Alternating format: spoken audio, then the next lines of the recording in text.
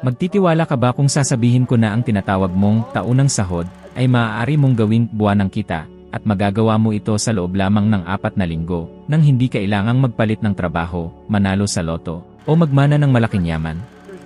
Parang imposible. Ganyan din ang iniisip ko noon kung hindi ko lang ito naranasan. Kasi ang totoo ay simple lang, ang naghihiwalay sa iyo sa buhay ng kasaganaan ay hindi ang mga nasa paligid mo, kundi ang nasa loob mo. At patutunayan ko ito sa iyo. Dati, inisip ko na ang $100,000 bawat taon ay bagay lamang ng mga mayayaman, matagumpay, matatalino, at nagtapos sa magagandang unibersidad. Alam mo ba ang pinakakakaiba? Hindi mahirap makuha ang pera, kundi ang imahe ko ng sarili ko ang pumipigil para makuha ito. Kasi habang nakikita ko ang sarili ko bilang isang ordinaryong tao, limitado, walang pinag-aralan, at palpak, hindi dumarating ang pera. At kahit sinubukan kong kumita ng higit pa, may bagay na humihila pabalik sa akin. Palaging may paraan para bumalik sa simula, na parang nakulong ako sa isang siklong di nakikita. At talaga namang ganoon nga. Ang tawag sa siklong iyon ay ang aking imahe sa sarili. Naranasan mo na bang tumingin sa iyong bank account sa katapusan ng buwan at isipin, kahit anong pilitin ko, wala talaga akong natitira? Naramdaman mo na ba ang pagkadismaya na magtrabaho ng husto, pero para bang naglalakad ka lang sa treadmill at hindi umaabante? Siguro iniisip mo na kailangan mo ng mas maraming oras sa isang araw, o bagong trabaho, o dagdag sahod. Pero ang tunay na kailangan mo ay bagong pananaw tungkol sa sarili mo. Ang imahe sa sarili ay hindi lang isang malabong ideya kung sino ka. Ito ay isang mental na larawan na malalim na nakaimprinta sa iyong subconscious, at siya ang nagdidikta kung magkano ang kinikita mo, ginagastos, iniipon, at pati na rin kung gaano mo pinaniniwalaan na karapat-dapat ka. At ang pinakamapanganib, kadalasan ang larawang ito ay nabuo ng walang pahintulot mo. Ipinanganak ito mula sa mga tinig na narinig mo noong bata ka pa. Minsan sinabing ikaw ay bobo, magulo, mahirap ang pera, at ang mga tulad mo ay hindi yumayaman. Nahubog ito sa mga hindi makatarungang paghahambing, sa mga kabiguan na naranasan mo, sa mga limitasyon na tinanggap mo nang hindi mo namamalayan. At habang nananatili ang larawang iyon sa loob mo, kumokontrol ito nang hindi tinatanong, ang realidad mo ay magiging paulit-ulit lang ng larawang iyon. Kahit gaano mo gustong magbago. At alam mo ba kung bakit? Kasi ang iyong subconscious ay hindi interesado sa gusto mo. Nakaprograma ito para panatilihin kang nasa kung nasaan ka. Parang autopilot ito. Pwede mong hilahin ang manibela ng eroplano, pero kung ang programa ay nagsabing ang patutunguhan mo ay kabiguan sa pananalapi, hahanap ito ng paraan para dalhin ka doon, kahit pilitin mong pumunta sa ibang lugar. Naranasan ko ito mismo. Natatandaan ko ng panahon na inisip ko na ang $4,000 bawat taon ang pinakamataas na makukuha ng tulad ko. Noon, ako ay isang bombero sa Toronto. Wala akong diploma at halos hindi nakatapos ng ika-8 baitang. Mas maraming oras akong ginugol sa pagharap sa mga bayarin kaysa sa pamumuhay. Sinusubukan kong kumbinsihin ang sarili ko na magbabago ang lahat, pero sa kaibuturan, hindi ako naniniwala dito. Paano kaya? Ang imahe ko sa sarili ko ay isang palpak, isang taong nakatakdang mabuhay ng kakaunti lang, kasi ang kaunti lang ang tingin ko na nararapat sa akin. Nang ipakita ito sa akin, nang may isang tao ang nagbigay sa akin ng aklat na mag-isip at yumaman, doon nagsimulang magbago ang isip ko. Naintindihan ko na ang panlabas na mundo ay hindi ang problema. Ang problema ay ang panloob kong pananaw. At nagdala ito sa akin sa isang tanong na nagbago ng buhay ko, kung mababago ko ang imahe ko sa sarili ko, mababago rin ba ang kinikita ko? At iyon nga ang nangyari. Nang simulang makita ang sarili bilang isang taong may kakayahang magbigay ng halaga, karapat-dapat yumaman, at maaaring magtagumpay, kahit walang formal na edukasyon, tumalon ang kita ko. Mula $4,000 bawat taon, naging mahigit ₱1,500,000 bawat taon. At kalaunan, naging mahigit ₱1,500,000 bawat buwan. Pero hindi ito magic. Ito ay kaisipan. Naiintindihan mo ba ang epekto nito? Ang imahe mo sa sarili ay humuhubog sa laman ng iyong bank account sa sandaling ito. Ito ang nagdedesisyon kung ilan ang oportunidad na nakikita mo. Ilan ang tinatanggap mo. At higit sa lahat, ilan ang sinasabotage mo nang hindi mo namamalayan. Kasi, ang tagapagsabotage ay nasa loob mo at ang pangalan niya ay imahe sa sarili. Ngayon, isipin mo, nakakaramdam ka ba ng hindi komportable kapag pinag-uusapan ang pagkita ng $10,000 bawat buwan? Iniisip mo ba na sobra iyon para sa'yo? O imposible dahil sa iyong edukasyon, edad, mula sa iyong nakaraan? Kung ang sagot mo, alamin mo na hindi ito totoo, ito lamang ang larawan na dala mo. At kung ito ay nabuo, maaari rin itong baguhin. May mga pag-aaral na nagpapakita na ang ating isip ay nababago. Kaya nitong mag-adapt. Natuklasan ng mga neuroscientist na ang ating mga iniisip ay literal na lumilikha ng mga pisikal na koneksyon sa utak. Ibig sabihin, kapag paulit-ulit mong sinasabi ang mga bagong ideya araw-araw, nagsisimulang paniwalaan ito ng iyong isip. At kapag naniwala ang isip mo, ito ay kikilos. Magkakaroon ng pagkakaugnay-ugnay. At ang mundo ay tutugon. Kaya naman palagi kong inuulit ang paniniwala. Ako ay masaya at nagpapasalamat ngayon dahil ang pera ay dumarating sa akin ng dumaraming halaga mula sa maraming pinagkukunan ng tuloy-tuloy. Dahil kapag inuulit mo ito ng may damdamin at madalas, nagtatanim ka ng bagong larawan sa iyong isipan. At sa pagdaan ng panahon, papalitan nito ang dating larawan. Ngunit mag-ingat, hindi ito isang mahiwagang pangungusap. Ito ay isang kasangkapan para sa pagbuo. At tulad ng anumang pagtatayo, kailangan ng tiyaga. Nangangailangan ito ng panahon. Ngunit epektibo ito. Dahil ganoon ang pag-andar ng isip. Pinapakain mo ang isang ideya at ito ay lumalago. Pinapakain mo ang takot at ito rin ay lumalago. At alam mo pa ba? Hindi ito nakabase sa kung saan ka ipinanganak, kung ilan ang iyong mga utang, o kung ilang beses kang nabigo. Nakadepende ito sa isang desisyon. Magpapatuloy ka bang makita ang sarili mo bilang isang taong may limitasyon, o sisimulan mong tingnan ang sarili bilang isang taong may kakayahang humatak ng kasaganaan? Ang imahe mo sa sarili ngayon ay hindi isang sentensya. Isa lamang itong pagpili na ginawa mo o ng ibabago mo. At ngayon, maaari kang gumawa ng bagong desisyon. Maaari mong piliin ngayon na karapat-dapat ka sa higit pa. Na posible ang higit pa. At sisimulan mong tingnan ang sarili sa ibang paraan, kahit wala pang ibang nakakakita nito. Dahil lahat, ganap na lahat, nagsisimula sa loob. At kapag nagbago ka sa loob, wala nang ibang pagpipilian ang mundo kundi umayon sa bagong ikaw. Naisip mo na ba kung bakit tila sa tuwing nagsisimula kang umusad sa buhay, may isang bagay na nangyayari at hinihila ka pabalik? Para bang may isang di nakikitang puwersa na sumisira sa mga pagsisikap mo? Ang totoo, umiiral ang puwersang iyon. At may pangalan nito, paradigma. Ang paradigma ay isang hanay ng mga paniniwala, mga gawi, at mga pattern na malalim ang ugat sa iyong ilalim kamalayan. Ito ay parang autopilot na kumokontrol sa iyong buhay nang hindi mo nalalaman. At ang pinakamakakakilabot na bahagi ay, kahit na gustong baguhin ng iyong kamalayan, gagawin ng paradigma ang lahat para panatilihin ka kung nasaan ka. Isipin mo ang isang eroplano na may nakaprogram na ruta ng paglipad. Kahit gustong baguhin ng piloto ang ruta, ang sistema ay inaayos para bumalik sa orihinal na daan. Ganyan ang iyong paradigma. Inilagay ito sa iyo nang walang pahintulot mo, noong ikaw ay bata pa, sa paaralan, ng mga magulang, at ng lipunan. At ito ang kumokontrol sa mga resulta mo nang hindi mo namamalayan. Mag-isip ka sandali. Ilang beses ka nang nagtangkang mag-ipon ng pera, at ilang linggo pagkatapos ay mas lalo kang nabigatan sa utang. Ilang beses mong ipinangako na magpapalit ng trabaho, magbubukas ng negosyo, magsisimulang mag-invest, pero nagbalik ka rin sa komportableng lugar. Hindi ito kahinaan mo. Ito ang paradigma na kumikilos. Isang malinaw na halimbawa nito ay ang mga taong nagdidieta. Binabago nila ang pagkain, nag-ehersisyo, pumapayat. Pero paglipas ng panahon, bumabalik lahat.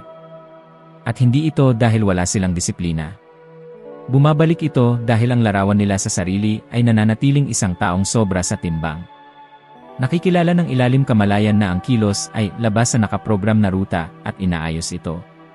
Parang termostato. Maaari mong pansamantalang baguhin ang temperatura pero nakaprogram ang sistema na bumalik sa 70 degrees. Nakita ko ito sa daan-daang tao sa buong karera ko. At nakita ko ito sa sarili ko. Sa loob ng maraming taon, palagi akong nahirapan sa pera.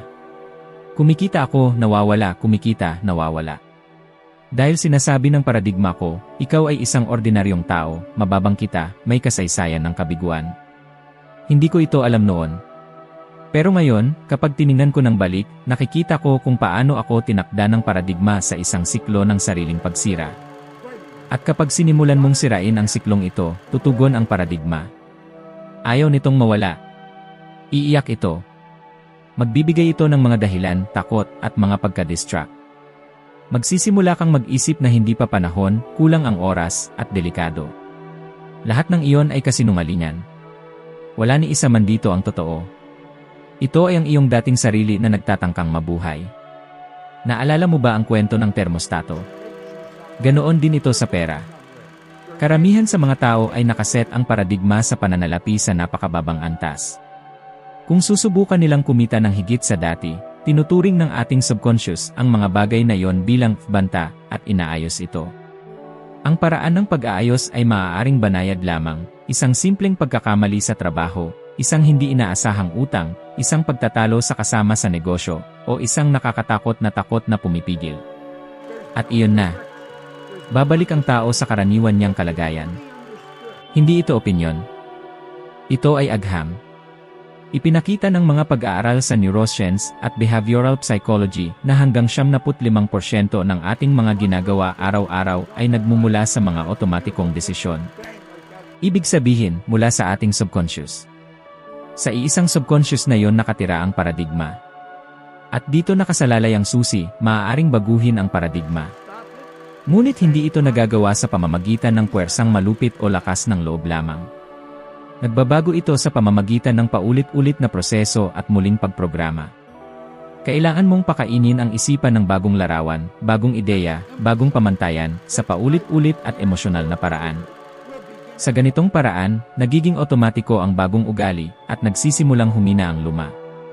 Naalala ko ang isang batang babae na nagngangalang Mikey. Nang pumasok siya sa aking kumpanya, siya ay isang yaya. Siya ay pinagsamantalahan ng taong dapat sana'y nagtuturo sa kanya. Ngunit may isang bagay sa kanya na nagsasabi na kaya pa niya. Wala siyang formal na edukasyon sa negosyo ni karanasan. Ngunit mayroon siyang hangarin. Nagsimula siya ng maliit. Nag-aral siya. Nakisama siya sa koponan. Siya ay umunlad.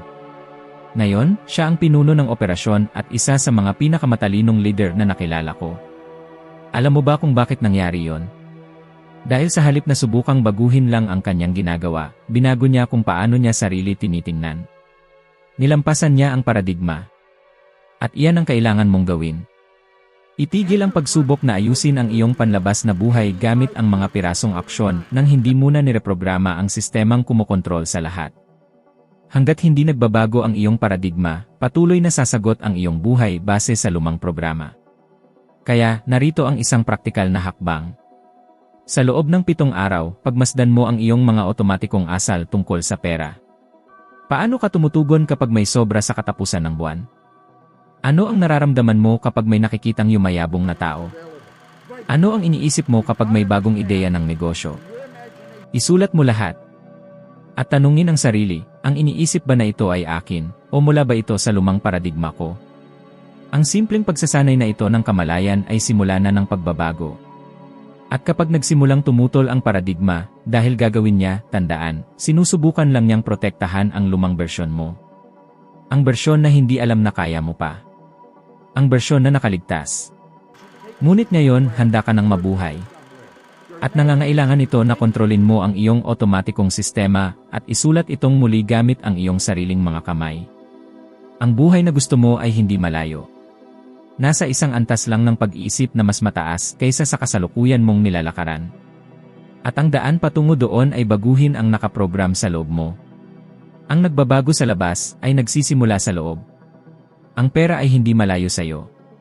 Hindi rin ito nakatago, limitado, o inilalaan lamang sa piling tao. Ang pera ay nasa isang frequency lamang na iba sa karaniwan mong ginagamit. Tulad ng radyo na kailangang nakatune sa tamang estasyon para makuha ang tunog, kailangan mong maging nasa tamang frequency para maabot ang kasaganaan. At karamihan sa mga tao ay palaging nakatune sa frequency ng kakulangan. Sila ay nabubuhay, humihinga, at nakararamdam ng kakulangan araw-araw. Iniisip ang kawalan. Nakakaranas ng takot. Kumikilos ng pananggalang. At lahat ng ito, nang hindi namamalayan, ay pinananatili ang kanilang vibration na mababa. Ngayon, maaaring nagtatanong ka, paano ba yung e-frequency ng pera? Hindi ba ito chismis lang? Hindi kailanman. Lahat ay enerhiya. At ang lahat ng enerhiya ay may vibrasyon. Ikaw, ako, ang iyong mga iniisip, ang iyong emosyon, at ang pera. Ang pera ay isang uri ng enerhiya. At ang enerhiya ay umaakit ng enerhiya na kapareho ang kalikasan. Ibig sabihin, kapag ikaw ay nasa vibration ng kakulangan, tinataboy mo ang pera. Pero kapag natutunan mong tumunog sa frequency ng kasaganaan, nagsisimula kang makaakit ng mga oportunidad, tao, ideya, at galaw na nagdadala sa iyo papalapit sa pera. Napansin mo ba kung paano may mga tao na kahit hindi halatang nagpapakahirap ay laging umuunlad? At may iba naman na kahit na nagtatrabaho ng husto, hindi pa rin umuusad. Hindi ito gaanong tungkol sa pagsisikap, kundi tungkol sa frequency. Kasi ang pagsisikap na walang tamang alignment ay pagod lang. Pero kapag nakaalin ka sa tamang frequency, dumadaloy ang mga bagay. Dumadating ang tamang mga koneksyon.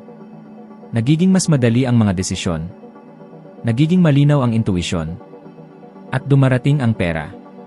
Naranasan ko ito ng malinaw sa sarili kong buhay. May panahon na kumikita ako ng kakaunti lang at inisip ko na yon lang ang kaya ko. At isang araw, narinig ko ang isang nagsabi, inaakit mo ang nararamdaman mo. Parang kidlat na tumama iyon sa akin. Nagsimulang kong maunawaan na kahit gusto kong kumita ng mas marami, ang tunay kong nararamdaman ay takot, pangamba, at pagkakasala dahil sa paghahangad ng higit pa. Paano kaya ako makakahikayat ng pera ng ganito? Kaya nagpasya akong subukan ang isang eksperimento. Kinuha ko ang isang pangungusap at inuulit ko ito araw-araw sa loob ng 30 araw. Ako ay lubos na masaya at nagpapasalamat ngayon dahil ang pera ay dumarating sa akin ng dumarami mula sa iba't ibang pinagmulan ng tuloy-tuloy. Sa simula, pakiramdam ko ay kakaiba ito. Para bang hindi totoo. Pero hindi ako sumuko. Inuulit ko ito ng may damdamin. Nagsimula akong maglarawan sa isip. Naramdaman ko na parang nangyayari na ito. At may nag-umpisang magbago. Hindi pera ang biglang dumating mula sa wala. Bagkus, ang aking vibrasyon ang nagbago. Nagsimulang madama ko ang mas mataas na kumpiyansa, kaluwagan, at focus. At dahil dito, nagsimula akong gumawa ng mas magagandang desisyon. Napansin ko ang mga pagkakataon na dati ay hindi ko napapansin. At dumating ang pera. Hindi bilang milagro, kundi bilang resulta. Ang tila mahiwaga ay aktwal na simpleng pisika ng vibrasyon. Napatunayan na ng agham na ang mga positibong emosyon ay nagpapataas ng ating frequency sa utak. Ang mga damdaming tulad ng pasasalamat, kasiglahan, at tiwala ay naglalagay sa atin sa isang estado ng isipan na mas bukas, malikhain, at handang tumanggap. At ang estadong ito ay hindi lang nakakaakit ng mas mabubuting tao at sitwasyon, kundi nagpapalakas din sa atin na kumilos na naayon sa ating mga layunin. Halimbawa, kapag nararamdaman mo ang pasasalamat, ang iyong utak ay naglalabas ng dopamine na nagpapalakas ng iyong motibasyon. Kapag nakararamdam ka naman ng takot, ang katawan ay naglalabas ng cortisol, kaya ikaw ay natataranta. Kaya tingnan mo, ang damdaming dala mo ang nagtatakda kung ano ang nakikita mo, paano ka kumikilos, at kung ano ang natatanggap mo. Hindi ito kababalaghan. Ito ay biokimika. At narito ang pinakamahalagang punto, hindi mo kailangang maghintay na bumuti ang mga bagay bago mo baguhin ang iyong damdamin. Kabaligtaran ang kailangan. Kailangan mong baguhin ang iyong damdamin ngayon, kahit na wala pang pagbabago sa paligid. Dahil ito ang nagpapataas ng iyong frequency at inilalagay ka sa daloy ng kasaganaan. At kapag pinanatili mo ang bagong emosyonal na estado na ito ng sapat na panahon, nagsisimulang tumugon ang iyong realidad. Ngunit nangangailangan ito ng pagsasanay. Kailangang pagtuunan mo ng pansin kung ano ang nararamdaman mo kapag pinag-uusapan ang pera. Kailangang simulan mong mapansin ang mga iniisip mo kapag nakikita mong may nagtatagumpay. Kailangang maunawaan mo kung paano tumutugon ang iyong katawan kapag iniisip mong mag-invest, magtaas ng presyo, o magpalit ng trabaho. Kung ang mga emosyon na lumalabas ay negatibo, tanda ito na ang iyong frequency ay hindi nakahanay. At ito ay kailangang ayusin. Maaari kang magsimula ngayon. Huminto sandali, huminga ng malalim, at ulitin, ako ay lubos na masaya at nagpapasalamat ngayon dahil ang pera ay dumarating sa akin ng dumarami mula sa iba't ibang pinagmulan ng tuloy-tuloy. Sabihin ito ng malakas. May intensyon. May damdamin. Damhin na ito ay totoo. At gawin ito araw-araw. Isulat, basahin, isipin. Bumuo ng ganitong estado sa loob mo. Dahil kapag nagbago ang estado sa loob, ang panlabas na realidad ay sumusunod. Hindi mo hinahatak ang gusto mo. Hinahatak mo ang kung ano ka. At ang pinakamahalaga, ang madalas mong nararamdaman. Kaya kung nais mong baguhin ang iyong buhay pinansyal, simulan mong baguhin ang iyong emosyonal na estado. Itaas ang iyong frequency. At makikita mong magsisimulang dumaloy ang pera sa iyong buhay sa mga paraang hindi mo inaasahan. Nandyan na lahat ng gusto mo. Nasa isang antas lang ito pataas. At kapag nakasynth ka dito, hindi mo na kailangang pilitin, dadaan ka na lang sa agos. Napag-isip-isip mo na ba na lahat ng kailangan mo para baguhin ang iyong buhay ay nasa loob mo na? Hindi ito bagong kagamitan, hindi ito bagong kurso, hindi ito panibagong milagrosong teknik. Ito ang pag-access sa kung ano ang nasa iyo na, ngunit baka hindi mo pa natutunang gamitin. At ang nasa loob mo ay mas makapangyarihan kaysa sa kahit anong krisis sa labas. Mas makapangyarihan kaysa sa iyong nakaraan, sa iyong mga pagkakamali, sa iyong kasalukuyang sitwasyon. Pero kailangan mo lang matutunan kung paano i-access ito. At ang unang hakbang ay maunawaan na ang paraan ng iyong pagtingin sa sarili sa loob ay patuloy na humuhubog sa iyong mga resulta, kahit ginagawa mo na ang lahat ng tama sa labas. Walang saysay na magtrabaho ka ng sobra, mag-ipon, sundin lahat ng payo sa pera, kung sa loob ng iyong isipan ay buhay ang imahe ng isang taong hindi umuunlad. Dahil ang nararamdaman mong totoo ay nagiging iyong realidad. Nakakatuwa na karamihan sa mga tao ay alam naman kung ano ang dapat gawin. May alam na sila. Nakabasa na sila ng mga libro, nakapanood ng mga video, sumailalim sa mga kurso. Pero hindi pa rin lumalabas ang resulta. At ito ang nagdudulot ng kalituhan. Frustration. Iniisip nila, ano ang mali sa akin? Wala namang mali. Ang problema ay nasa ibabaw pa lamang ang pagbabago. At para talagang magbago, kailangang maging malalim ito. Kailangang umabot sa antas ng paradigma. Paulit-ulit kong nakita ito sa buhay ko. Mga matatalinong tao, matitibay ang loob, determinado. Na nakakulong sa mga hindi nakikitang pattern. Dahil may mali silang pagkakaintindi sa kanilang sarili, at kung ano ang karapat-dapat para sa kanila. Ganito rin ang nangyari sa akin. Matagal kong alam kung ano ang gusto ko. Alam ko rin kung paano ito makakamtan. Ngunit may isang bagay na palaging humahadlang. Isang takot. Isang pagdududa. Isang pag-aantala na tila pag-iingat lamang. At ang pinakamasakit ay ang makita na ang ibang tao, kahit na madalas ay hindi gaanong handa, ay umuusad. Dito ko naunawaan na ang kaalaman lamang ay hindi sapat. Kailangan mo itong maramdaman. Kailangang tanggapin mo ang bagong pagkakakilanlan na ito. Makakamit mo lamang ang ibang bagay kapag itinigil mo na ang pagsubok na abutin ang kasaganaan at nagsimulang kumilos mula rito. Sapagkat kapag sinusubukan mo pang abutin, sinasabi mo sa sarili mo na malayo ka pa. At ito ang naglalayo sa iyo sa gusto mo. Ngunit kapag pinili mong makita ang sarili mo bilang isang taong masagana na, kahit hindi pa dumarating ang pera sa iyong bank account, nagsisimula ng magbago ang lahat. Ang isip ay gumagana mula sa loob palabas. Ang nakikita mo sa labas ay salamin lamang ng pinaniniwalaan mo sa loob. Kung nais mong makita ang pagbabago sa salamin, hindi makakatulong ang pagtatalo sa refleksyon. Kailangan mong baguhin ang pinagmumulan ng refleksyon. At nagsisimula ito sa bagong larawan sa isip. Isang bagong pagkakakilanlan. At ang pagkakakilanlan ay nabubuo sa pamamagitan ng paulit-ulit at damdamin. Kailangang ulitin mo araw-araw ang bagong bersyon ng iyong sarili. Kailangan mong ipahayag kung sino ka. Kailangan mong kumilos, maramdaman, at mag-isip na parang taong iyon. Hanggang sa maging mas malakas ang bagong imahe kaysa sa luma. Mahilig ako sa isang simpleng paghahambing, isipin mo ang isang timba na puno ng maruming tubig. Kung magbubuhos ka ng isang baso ng malinis na tubig dito, wala itong mababago. Pero kung patuloy kang maglalagay ng malinis na tubig araw-araw, darating ang panahon na mawawala ang maruming tubig. At ang matitira ay kadalisayan. Ganito ang pag-andar ng iyong isip. Ang maruming tubig ay ang lumang paniniwala. At ang malinis na tubig ay ang bagong imahe, bagong pakiramdam, at bagong pamantayan. Habang paulit-ulit mong ginagawa ito, unti-unti mong pinapalitan ang luma. At mas nagiging pinuno ang bago. Naalala ko ang isang usapan ko sa isang babae pagkatapos ng isang seminar. Nilapitan niya ako na may emosyon at sinabi na sa unang pagkakataon sa kanyang buhay, naramdaman niyang pinapayagan siyang mangarap ng malaki. Ilang dekada siyang naniwala na hindi siya sapat. Na ang pagiging ina, asawa, at masipag na manggagawa na lamang ang kaya niyang maging. Ngunit nang marinig niya ang tungkol sa sariling imahe, naunawaan niya na hindi iyon totoo. Ginaganap lang niya ang isang papel na ipinagkaloob sa kanya. Sa sandaling iyon, nagpasya siyang sumulat ng bagong kwento para sa kanyang buhay. Makalipas ang ilang buwan, sumulat siya sa akin na nagsimula na siyang magnegosyo. Siya ay umuunlad. Ngunit ang pinakamaganda ay ang sinabi niya sa dulo, ang negosyo ay refleksyon lamang ng pagbabagong naganap sa loob ko. Sa unang pagkakataon, nakikita ko na ang sarili ko. Ito ang tumatak sa akin.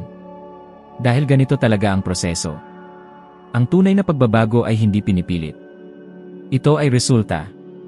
Kapag binago mo ang nararamdaman mo tungkol sa iyong sarili, sasagot ang buong mundo. Bubukas ang mga pintuan. Lalabas ang tamang tao. Dumadaloy ang mga ideya. Sapagkat nagsimula ka ng kumilos ayon sa tunay mong pagkatao. At ito ang kagandahan nito, hindi mo kailangang maging isang bagay na hindi ka pa. Kailangan mo lang palayain ang nasa loob mo na matagal nang natatabunan ng takot, pagkakasala, mga paniniwala na pumipigil, at mga nakasanayang pag-ugali. Hindi tumutugon ang buhay sa iyong nais. Tumutugon ito sa malalim mong paniniwala tungkol sa iyong sarili. Kaya kung gusto mong baguhin ang iyong resulta, itigil mo na ang pagkontrol sa labas. Simulan mong buuin araw-araw ang isang bagong imahe ng kung sino ka sa loob. Kapag tumibay ang imahe na yon, walang makakatanggi mula sa labas. Ang mundo ay mag-aayos upang ipakita kung sino ka na. At dito nagsisimula ang pag-convert ng iyong taunang kita sa buwanang tubo. Hindi nagsisimula sa labas. Nagsisimula ito sa loob. Doon nagsisimula ang lahat. Lahat ng narinig mo hanggang ngayon ay may isang mahalagang punto, at kung maaalala mo lamang ang isang bagay, ito na yon, ang buhay na gusto mo ay hindi nasa labas. Nakatago ito sa likod ng larawan na hawak mo tungkol sa iyong sarili. Baguhin mo ang imaheng iyon at magbabago ang lahat. Magbabago ang iyong kita. Magbabago ang iyong mga relasyon. Magbabago ang iyong mga desisyon.